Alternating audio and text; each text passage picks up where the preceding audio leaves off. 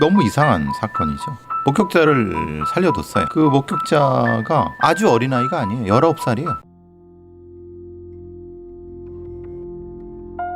아직은 추웠던 1월 26일 화요일, 대구 중구의 고등학교에 재학 중이던 최유리 양은 약속에 나가기 위해 외출 준비를 하고 있었습니다. 오후 5시 30분, 약속 시간에 맞춰 나가기 위해 방문을 연 유리 양은 현관문을 열고 거실로 들어오는 엄마와 마주쳤습니다. 그런데 엄마는 혼자가 아니었습니다. 엄마를 따라 들어온 남자, 안경을 끼고 검은색 가죽 잠바에 가죽 바지를 입고 구두까지 검은색을 심은 남자, 유리가 처음 보는 얼굴이었습니다. 그리고 후배를 만나고 돌아온 유리 양은 집으로 올라가는 2층과 3층 사이 계단에서 또다시 그 남자를 마주쳤습니다. 전혀 예상치 못한 뜻밖의 모습으로. 엄마는 떨리는 모습으로 입을 열었습니다. 이 방에는 돈이 없어요. 오늘 방세로 들어온 12만 원밖에 없어. 나중에 다시 들어오면은 그때 돈 만들어 줄게. 유리야, 저기 작은 방에 가서 돈 가지고 와. 작은 방 장판 밑에 돈 봉투 있을 거거든. 엄마의 말대로 작은 방으로 향한 유리 양은 친오빠인 우진 씨가 작은 방에 있음을 확인하고 장판 밑에서 돈 봉투를 꺼내 엄마에게 건네줬습니다. 이불을 쓰라는 남자의 말에 따라 이불을 뒤집어 쓴 유리 양. 그리고 이어진 끔찍한 소리들. 이불 밖으로 나온 유리 양 앞에 펼쳐진 현장은 참혹했습니다. 엄마와 오빠는 피를 흘리며 쓰러져 있었고 검은 옷의 남자는 현장을 떠난 후였습니다. 엄마 이순자 씨는 칼로 우측 흉부, 좌측 우측 옆구리, 복부 등을 5회 정도 찔렸고요. 아들 최우진 씨는 복부, 좌측 옆구리 등을 각 1회 찔려서 사망한 것으로 파악됐습니다. 상언으로 봤을 때 칼날은 길이가 14cm, 폭은 2.5cm로 추정됐습니다. 그리고 숨진 이들의 몸에서 발견된 범인의 흔적. 사체 자창 상태가 범행 도구는 같은데 방향이 조금씩 다릅니다. 그건 즉 오른손과 왼손을 모두 사용했다는 건데 범행 도중에 손을 바꿔서 사용한 게 아니면은 범인이 한 사람이 아닐 가능성도 완전히 배제할 수는 없습니다. 사건 현장의 유일한 목격자이자 생존자인 유리 양은 사라진 남자의 정체를 알고 있을까? 남자가 시키는 대로 이불을 뒤집어 쓰고 있었던 유리 양은 소리는 들었지만 범행 현장을 목격하진 못했습니다. 그리고 처음 본 낯선 남자의 대략적인 인상착의만 기억할 뿐 그가 누구인지 대체 어떤 방법으로 엄마를 따라 집 안까지 들어온 것인지는 알 수 없었습니다. 그렇게 끔찍한 살인을 저지르고 호련히 사라진 남자. 그는 누구였을까? 범인을 찾기 위한 수사가 시작됐습니다.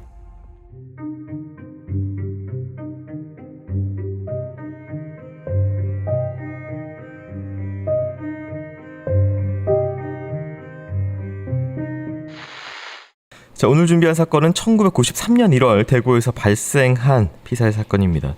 특이하게 이제 생존자 목격자가 남아 있습니다. 딸 최유리 양입니다. 가명이고요. 외출 전으로 집에서 2번 걸쳐서 범인과 마주했고요. 유일한 생존자입니다.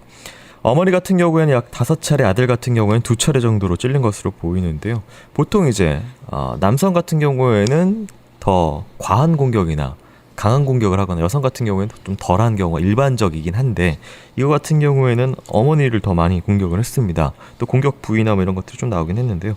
어떻게 볼 수가 있을까요? 너무 이상한 사건이죠. 네. 목격자를 살려뒀어요. 네, 남겨놓고 왔습니다.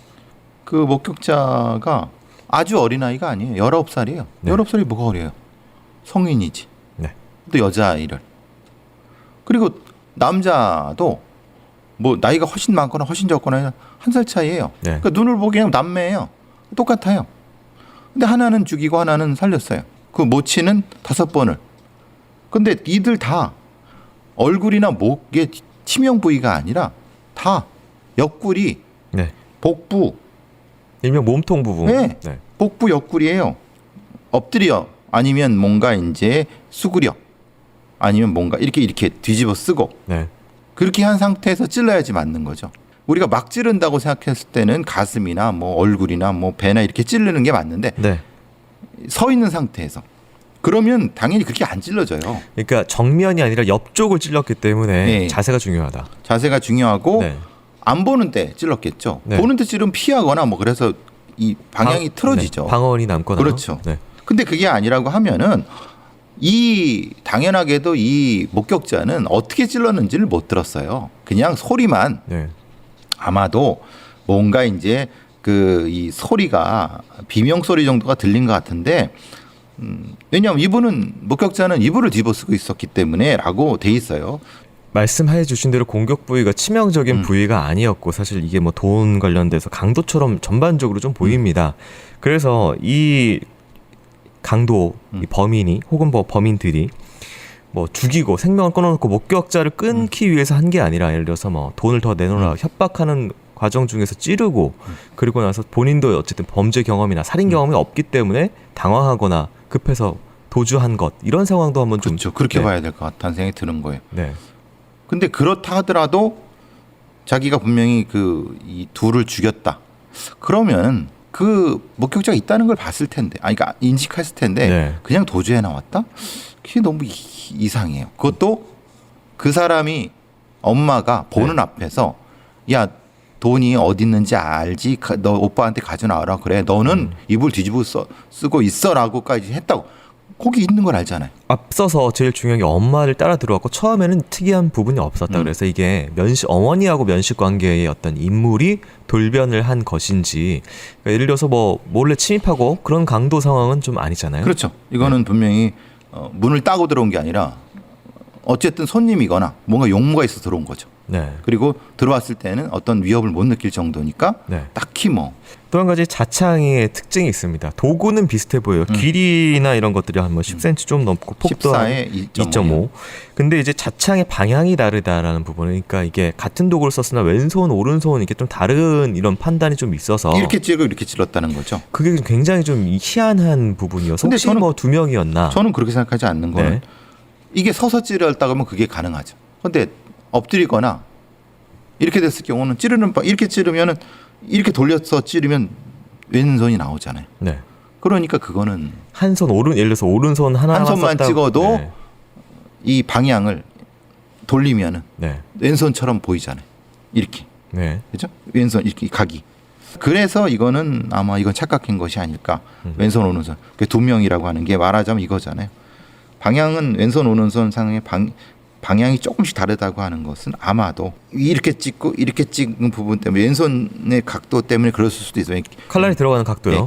네, 키에 대한. 근데 그 키는 그건 서 있을 때 문제죠. 네. 피해자가 자세에 따라 다를 수가 있군요. 다를 수 있다. 그러니까 두 명이라고 한 명이 아니라고 확정할 수는 없다. 자, 현장에 남은 범인의 흔적과 목격자의 증언 토대로 본격적인 범인 추적에 나선 경찰은 의외의 곳에서 남자의 흔적을 발견합니다.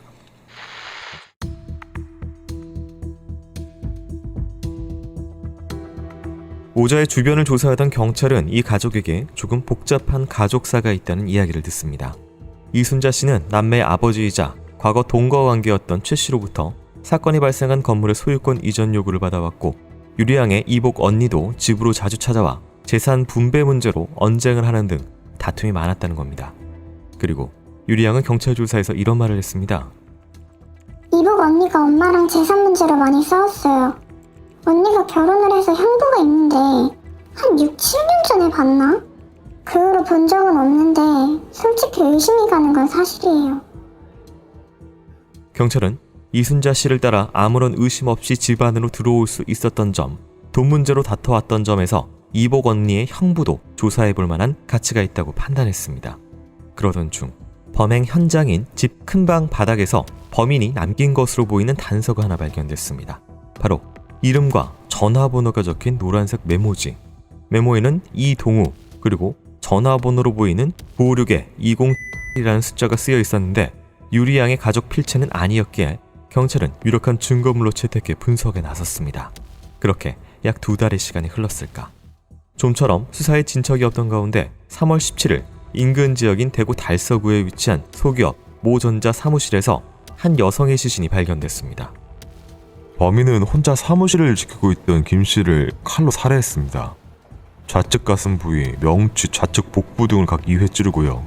등 부위를 약 18회 찌르는 등 아주 난도질을 해놨어요. 피해자는 격리로 일하던 23살 여성 김 씨. 그녀는 소파에 엎드린 자세로 발견됐습니다. 범인은 김 씨의 전면을 10군데, 후면을 18군데, 총 28군데를 공격했습니다. 상흔으로 추정되는 칼날의 길이는 10cm 이상, 칼폭은 2cm 정도. 사망 추정 시간은 오후 2시경. 끔찍한 살인을 저지른 범인은 피해자 지갑에서 현금 55만 원과 자기압 수표 10만 원권 5매를 가지고 달아났습니다. 이건 단순 금품을 노린 강도 살인이었을까? 그런데 현장은 또 다른 범행 가능성을 말하고 있었습니다. 피해자의 옷 상의가 가슴까지 올라가 있었고 속옷과 바지가 칼로 찢어져 허벅지까지 내려간 상태로 발견됐기 때문입니다. 사라진 금품과 과도한 공격, 그리고 벗겨진 옷까지 현장만으론 사건의 성격을 단정 지을 수 없는 상황. 성범죄의 가능성도 염두에 둔 경찰은 피해자의 몸에서 샘플을 채취해 분석을 의뢰했고 피해자의 질과 팬티에서 정액이 검출되었다는 검사 결과를 통보받았습니다. 검출된 정액의 혈액형은 B형. 당시 교제 중이던 남성과는 다른 유전자형인 것으로 밝혀졌습니다. 점점 미궁에 빠지는 수사. 그런데 주변을 탐문하던 경찰에게 범인의 흔적이 포착됐습니다. 바로 자기압 수표. 현장에서 사라진 수표가 범행 약 1시간 후인 오후 3시경 근처 농협 지점에서 현금으로 교환된 사실이 확인된 것입니다. 당장 농협으로 달려가 수표를 확보한 경찰. 경찰이 확인한 수표 5장의 뒷면에는 교환을 요청한 사람의 이름과 주소가 남아 있었습니다. 대구시 동 이동우. 대구 중구 사건 현장 메모에 쓰여 있던 그 이름. 2개의 사건이 하나의 연결고리로 연결되는 순간이었습니다.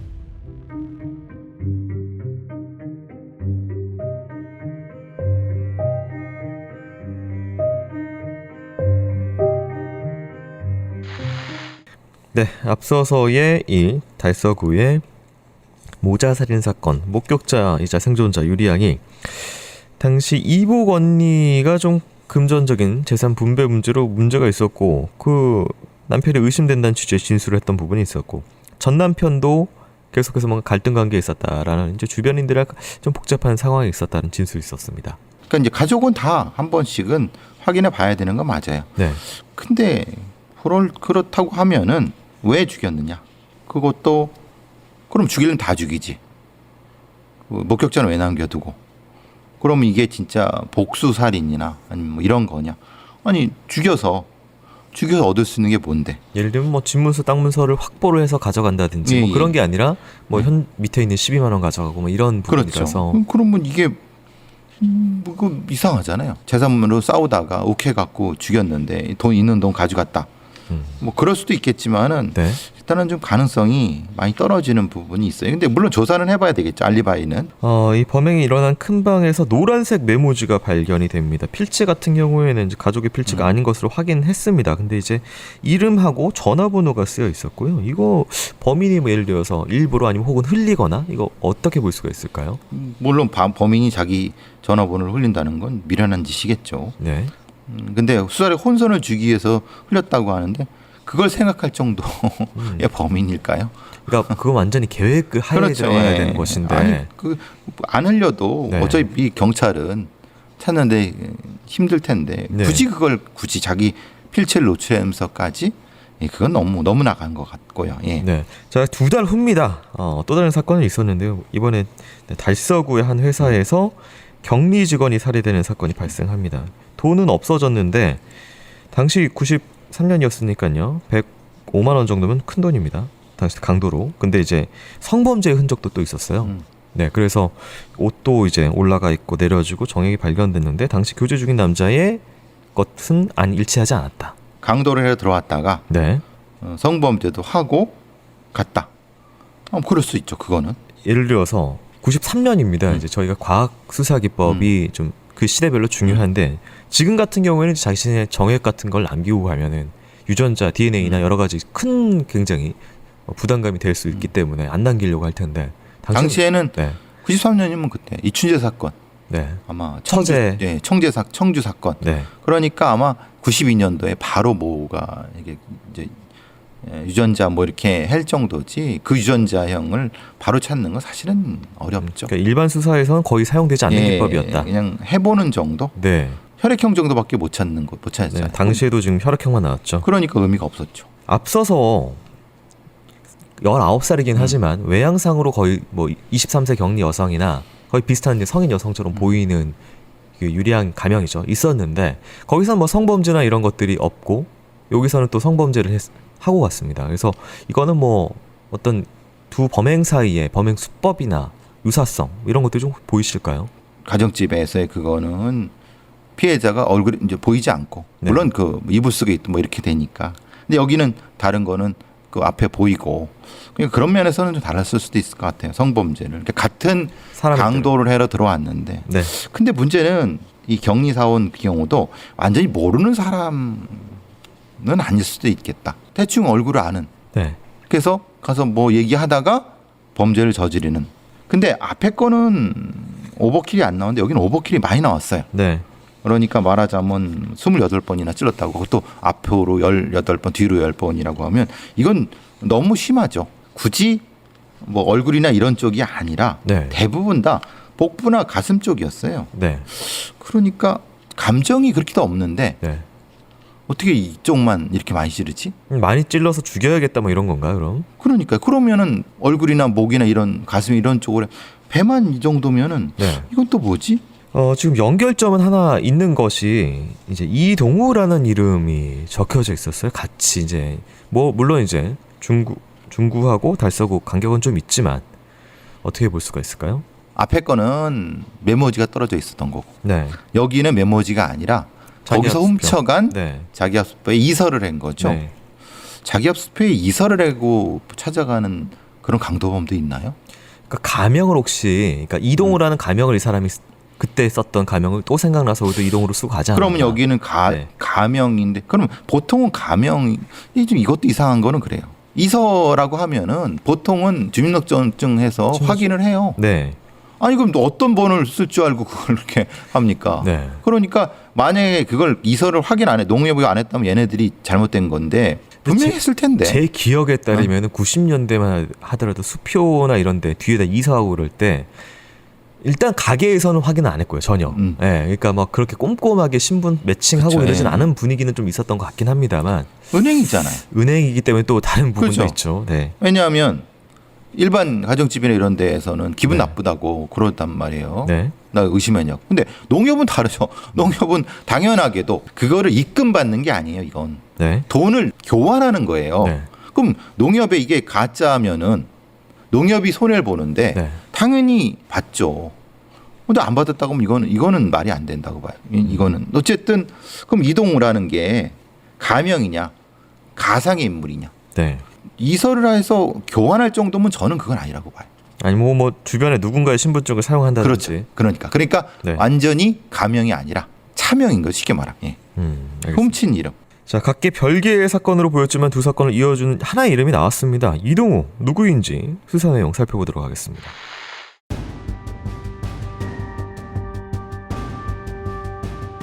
경찰은 모자 살인사건 현장에서 발견된 메모와 격리 직원 살인사건에서 사라진 수표 뒷면에 적힌 이름과 주소에 필적 감정을 맡겼습니다. 국과수의 필적 감정 결과는 동일 인물로 봐야 한다는 것.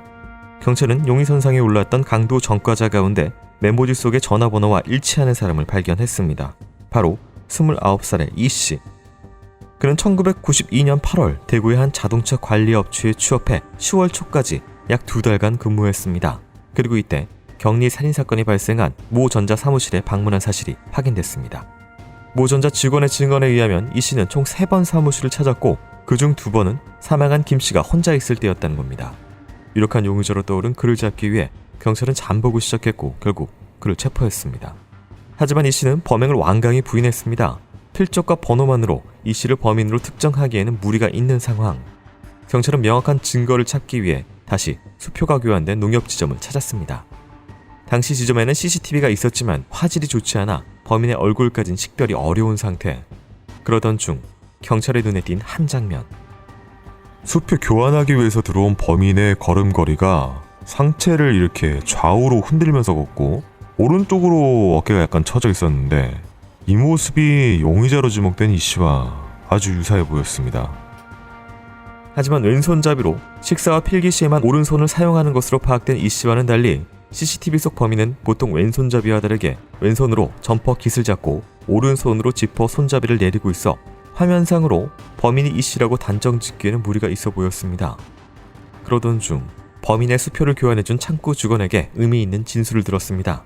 바로 범인이 수표를 교환하면서 직원에게 말한 전화번호가 이 씨의 무선 호출기 번호와 국번을 제외한 4자리 숫자 중 뒤 2자리 숫자의 순서만 바뀌었을 뿐 동일했고 그 국번도 이 씨의 누나 집 전화번호 국번과 같다는 것이었습니다.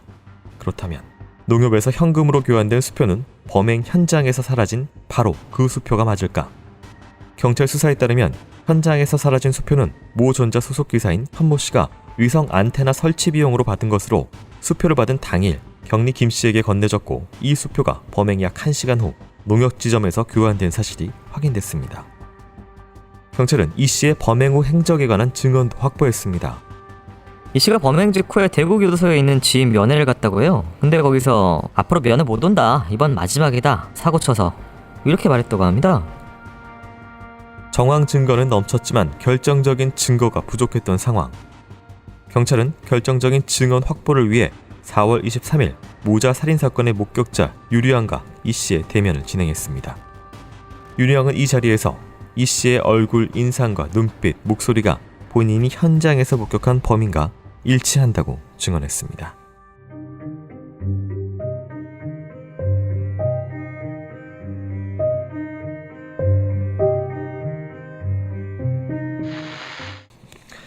네, 전반적으로 이제 경찰이 첫 번째 사건 발생한 이후에 강도 전과자들 뭐 이런 목록에서 좀 찾았습니다. 이제 어쨌든 전반적으로 성범죄 뭐 이런 것이 아니라 강도의 연속 범죄다 이런 맥락하에서 진행한 것 같은데요. 그렇죠. 강도일 가능성을 높게 본 거죠. 왜냐하면 다른 범죄라고 보기엔 좀 애매해요. 가족 관계라든가 아니면 치정이나 복수 이런 네. 거 하기에는 사실은 좀 애매한 부분이 있어서 네. 일단 강도 전과자를 중심으로 그거는 뭐 첫 방향으로는 무난하죠. 네, 이제 국과수 필적 감정 결과가 나왔는데요. 정확하게 내용에 따르면은 전체적인 문서의 구성과 배자 자획, 위치, 각도, 기필점 그리고 종필 처리 부분, 곡격과 굴곡 형태 등에서 공통점이 있다. 자음과 모음이 연결되는 접필 상태, 필의 방향과 필순, 특히 다, 삥, 가 이런 구성과 숫자 8의 구성, 성과 이름의 자강 간격, 개인 고유의 희소성이 있는 잠재 습성에서 공통점이 있다라는 그런 결론이 나왔습니다. 같은 이름이고 그 다음에 뭐 숫자 이런 것들이 적혀 있었기 때문에 비교했는데 그 다음에 그런 동일 필적이 나왔어요. 그렇죠. 아무래도 뭐 동일 필적이라고 그냥 유사한 거죠. 네. 이거는 뭐 어느 정도의 신뢰성으로 좀 봐야 될까요? 글쎄요. 이 국가수의 필적 감정이 워낙 사고를 많이 쳐갖고 네. 여기 또 93년이잖아요. 네. 본인이 직접 이설을 합니다. 그리고 이제 앞서서 여기서도 수표도 그렇고 현장에서도 그렇고, 그러니까 본인이 글을 쓴 것이 여기저기 남는, 그러니까 일명 증거가 남는 것인데 이게 크게 개의치 않았는지 결국 이걸로 본인 수사망에 조여오긴 하거든요. 그러니까 메모지를 이렇게 떨어뜨렸다고 보는 게 맞겠죠. 첫 번째 사건의 경우. 이걸 놓고 갔다고 하는 건 그건 너무 미련한 거고. 네. 아무래도 자기가 다른 몸에 뭘 이렇게 한 상태에서 주머니에 있던 게 떨어졌다. 네. 그러면 뭐 가능하고, 이서 같은 경우는 설마 뭐 이게 발견될까라고 하는 그 안일함 때문에 그랬을 수 있는 거죠. 그 부분은. 네. 그러니까 충분히 뭐 예전에는 진짜 자기가 훔친 돈에다가 수표에다가 수표 이서에 갖고 쓰는 꽤 있었거든요. 네. 초반에 이제 자창 관련돼서 저희 이제 분석상 왼쪽 오른쪽이 다른 그거에 대해서 자세가 다를 수도 있다고 했는데 하필이면 또 이 검거된 이 씨 같은 경우에는 왼손잡이, 양손잡이였어요. 그렇죠. 왼손잡이는 대부분 양손잡이죠. 네. 양손잡이, 그러니까 왼손잡이면 양손잡이인. 그래서 식사 필기할 때는 오른손, 다 대부분은 왼손. 왼손잡이가 그렇게 보통 그렇게 하죠. 네. 근데 범행시 양손을 같이 썼을까? 같이 썼다고 하면은 그럴 이유가 있나? 그렇잖아요. 그 뭐 오른손 쓰다 오른손 힘들어서 그랬나? 근데 그럴 수는 있죠. 왜냐하면 이 두 번째 28번 찍을 때. 근데 첫 번째는 5번 2명밖에 안 되거든요. 네. 근데 그걸 왜 바꿔? 범행 시간 상황이 길어지면은 오른손으로 들고 있다가 왼손으로 뭐 고쳐 들거나 뭐 그럴 수 있죠. 시간이 왜냐하면 진행된 범행 대상이 다르니까. 네. 뭐 그건 가능할 수 있죠. 근데 그게 이 사건의 특징점이라고 이거 가지고 유죄를 될 수는 없죠 이거는. 그것이 양손잡이란 이유만으로는 그렇죠. 불가능하죠. 그건 아니죠. 예. 네. 네, 이 유리양하고 대면을 했습니다. 유리양 같은 경우는 일단 앞서서 말씀드린 대로 정확하게 예를 들어서 몽타주를 그린 정도로 보진 못했어요. 그리고 이제 뒤집어 쓰고 있었기 때문에 뭐 어쨌든 옷이나 인상 정도인데 가죽옷, 얼굴, 뭐 이런 머리 스타일 뭐 이런 것들을 좀 기억을 해냈고요. 근데 이제 탐문 결과 이 씨의 주변인들한테 평소 이제 그가 검은색 가죽 의상을 자주 입고 다녔다는 또 증거를 확보를 합니다. 네. 그런데 또 유리안 같은 경우에는 또 19살이고 여고생의 입장에서 당시에 이 공포 상황에서 얼마나 이것을 그 목소리가 동일한지 외모가 유사한지 이것에 대해서 정확하게 신뢰에 있을 만한 그런 증언을 할 수 있느냐 문제가 되거든요. 근데 19살이고 딱히 뭐 지적 발달이 장애가 있는 것도 아니라고 하면은 네. 얼굴을 기억하는데 크게 무리는 없을 거라는 생각을 해요. 네. 그리고 직접적으로 본인한테 성범죄라든가 폭력을 행사한 게 아니잖아요. 네. 전체적인 공포스러운 범죄자지만 그 차이는 분명히 있을 것 같아요. 네. 자기가 칼을 맞았거나 그러면 트라우마가 있을 수 있는데 이건 본인은 전혀 다치지 않았잖아요. 네. 그러면은 이거는 특별히 왜곡이 될 가능성은 떨어지죠. 특히 목소리 같은 경우에 사실은 비슷하게 들리는 목소리들 좀 있을 수 있어요. 목소리는 그렇죠. 기억 이것도 몇 달이 흘렀기 때문에 그런 부분은 조금 그렇죠. 목소리. 네. 근데 이제 목소리가 아니라 지금은 얼굴이니까. 네. 근데 얼굴이라고 하더라도 정면을 제대로 보지 못했을 거예요. 사실 모르는 사람이고 지나가면서 잠깐 본 얼굴이긴 그러니까 합니다. 그냥 분위기상 네. 검은 옷, 머리 이렇게 되고 그런 면이겠죠. 그러니까 이것도 확실하게 유죄의 증거가 되긴 쉽지 않을 거예요. 자, 거의 모든 정황이 이 씨를 향하고 있는 상황에서 재판부 판단 어땠을지 이어서 듣고 오도록 하겠습니다.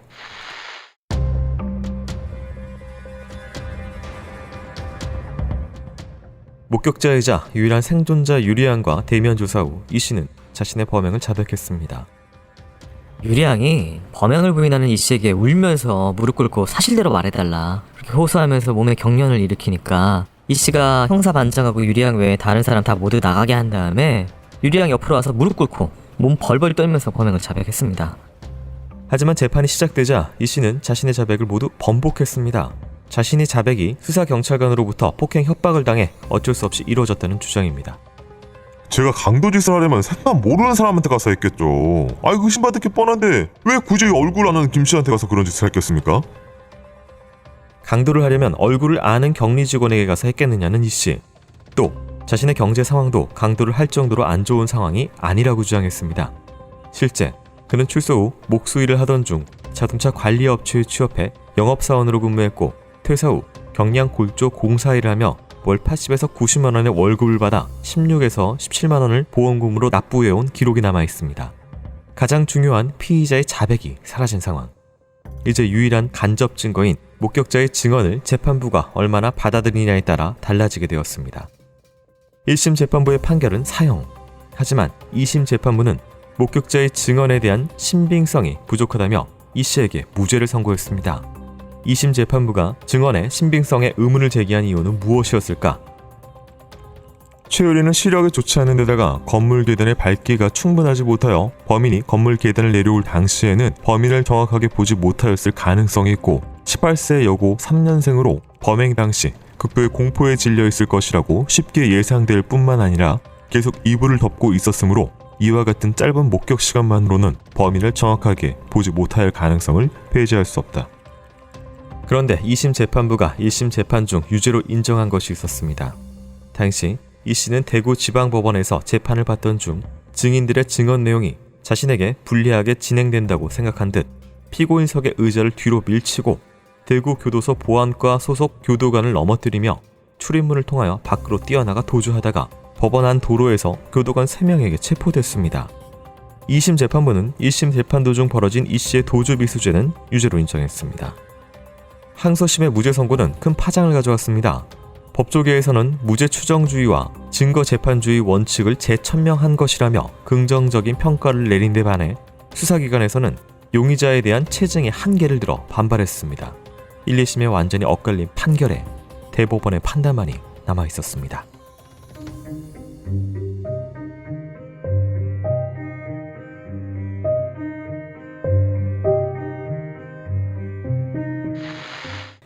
네, 당시 현장에 있던 인물의 증언에 따르면요, 이 씨는 목격자 유리양과 대질 신문에서 유리양 옆으로 가서 무릎을 꿇고 막 몸을 떨면서 미안하다면서 자백을 했다라고 얘기를 했는데 또 이거 뒤집거든요. 그럼 이거 어떻게 봐야 될까요? 피해자가 사정을 하니까 진실만 알려달라고 하니까 이 씨가 유리양 앞에 가서 몸을 떨면서 범행을 자백했다라고 하는데 네. 이게 실제로 기록이 돼 있니 누가 어떻게 기록했는지가 이거 사실 좀 묘해요. 네, 녹화된 게 있는지 아니면은 진짜 이걸 본 어떤 사람이 전원한 건지 사실 이런 걸 확정하기가 참 쉽지 않아요. 그러니까 우리 생각으로는 그렇잖아요. 야, 범인이 감정의 동요를 일으켜갖고 네. 무릎 꿇고 이렇게 했다라고 하는데 반대로 그 목격자한테 가서 제발 내가 아닌데 왜 너는 나를 범인이라고 그랬느냐 제발 좀 이렇게 했을 수도 있는 거거든요. 반대로 그래 네가 그렇게 그러니까 내가 널 봐서 진짜 너무 불쌍해다. 내가 그래도 그래 이렇게 인정할게. 아니 생각 외로 이런 사람들도 있어요.